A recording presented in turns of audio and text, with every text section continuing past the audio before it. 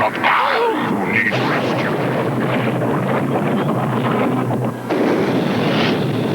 It is you! Badger! Do not worry. You will soon be joined by your friends. It's been over an hour now. I think she's in trouble. I think she was in trouble when she left. In truth, there's a 97% chance that something unexpected has happened to your friend. Oh, brother. Ovino is right. Dungeon Master! In fact, you are all in great danger. No kidding. However, through defeat, you shall find victory. What's that supposed to mean? We're seeing here, Phil, all kinds of demonic creatures. Anything else you want to say about Dungeons and Dragons? Well, the fact is that this toy and cartoon series is bringing the occult to younger and younger children in a very real way. Well, let's go on to some other occultic figures. I see one on the screen here, which we call Black Star. Can you tell us about him? Black Star is probably one of the most blatantly occultic toy series on the market today, because with every figure such as Kadar, the invincible wizard that you're seeing here, comes its own glow-in-the-dark alien demon. This glows in the dark? Right. Now, the average child will own $72 worth of any toy series they get involved with, which means that they could own 4 to 12 of these glow-in-the-dark alien demons here. Now, can you imagine a child doesn't clean up his room at night or displays the toys on a shelf, and he wakes up looking at this thing glowing at him in the dark?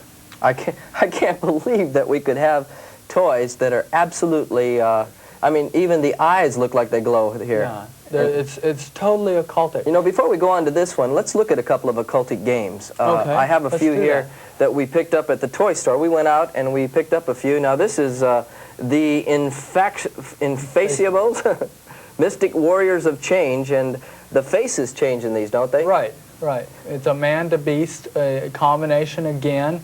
I don't know much about this toy series. Of course, they come out so fast it's pitiful. Here's another one, another man-to-beast transformation where you can turn around the head inside, and these seem to be very occultic in their overtones. Of course, transforming from a man to an animal is a very occultic and New Age concept. Let's look at another one here, which we found in the store, called a Sectors, Warriors of Symbion. And it says, now the battle is in your hands. Very interesting. Can they see that? Let me take this out of the box, and I'll show you that it actually does some tricks. Now, this is where a child can identify with this and actually take this out of the box and put it on his hand, no less. So let me see if I can put my hand in here. Oh, no. Unbelievable. Get my fingers in the different glove parts here, and then this creature actually begins to open its mouth and move its legs. Isn't that incredible? And so they can make it take on life. It says here that it actually makes the wings move, so let me look at that. Isn't that amazing? And do you remember those verses in the book of Revelation about the flying beast with the riders on them? The flying beast with the riders on them. So you know, the winged horses? This could actually be taken from Revelations. Sure, it looks like it. I cannot believe it. Well, if this is the direction that the occultic toys are taking, where are we going? Where do you think it's going to? Well, it's going to bring the occult into every home, and you know that the Lord said some very powerful things in Deuteronomy chapter 18, verses 9 through 11 on the occult, and I'd like to read those scriptures. Yeah, what does God say? When thou art come into the land which the Lord thy God giveth thee, thou shalt not learn to do after the abominations of those nations.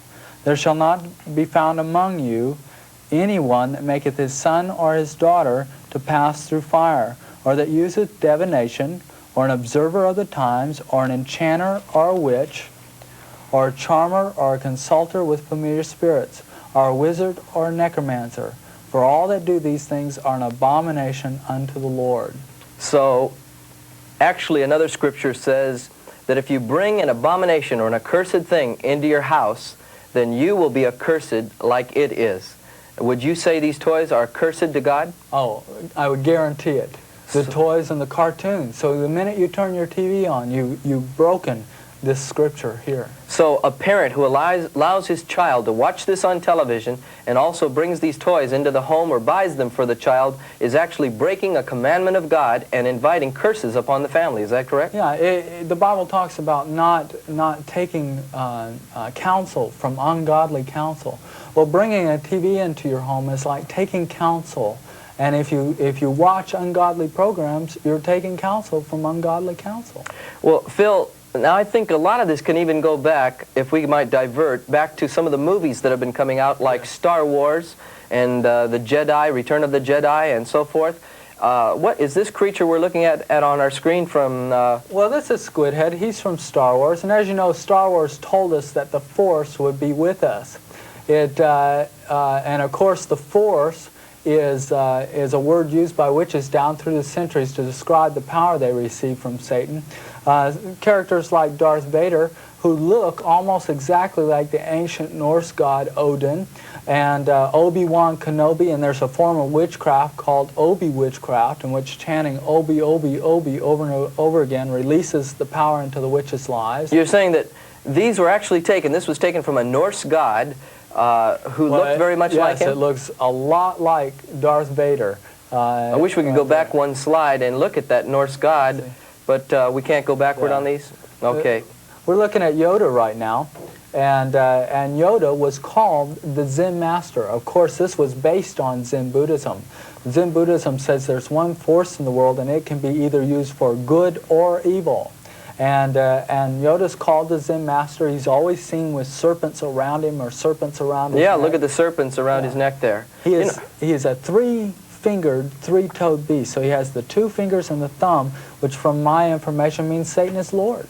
Right. Now, let's take it up right now with another creature by Steven Spielberg, I believe it is, from E.T., the extraterrestrial. What can we say about him? Well, E.T. smashed box office records in 1982 by doing $318 million. $318 million. Yes, it was a camouflage occult movie including levitation, psychic healing, mind control, mental telepathy, that type of thing.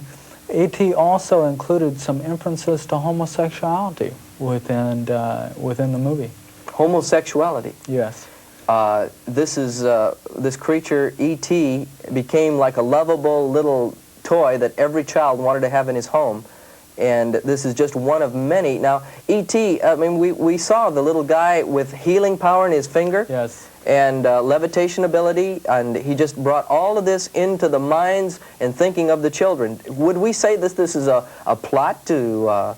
Well, I think one of the things they tried to do on this movie is to make people accept that there's more Christ than just one. You know, many times that the Hindus, and they believe that there's a multiples of Christ, and they come at different occasions and different times. And so I think that's what happened in this movie. It was a falsification of Christ coming to earth and trying to get us to believe that, hey, you know, if E.T.'s an alien and he came down and he did all the things that he did and he died and was resurrected again, then what about Jesus? Maybe he was an alien.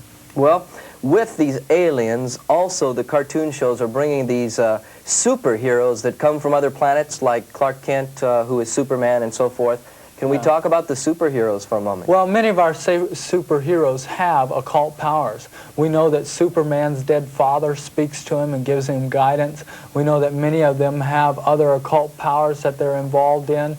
And they're also seen with occult figures, as we'll see in some of these comic books that are coming up. Here's Wonder Woman.